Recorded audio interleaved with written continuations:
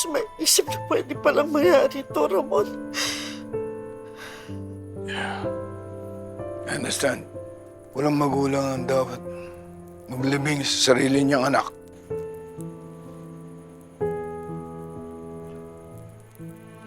Paano si Tanggol? Paano si Tanggol, Ramon? Kung mag-alala, protektahan ko siya. Pangako yun. Pero paano? Ang laki-laki na ng geram niyo ng mga gerero.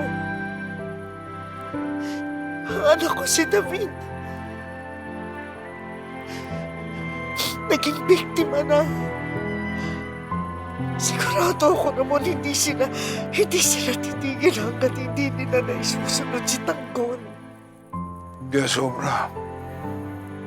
Ang suporta ko kay Tanggol. Dahil alam ko pag umupo na siya sa munisipyo, wala nang hahamon sa kapangyarihan niya. Wala nang kakanti sa kanya. He will be safe, Marites.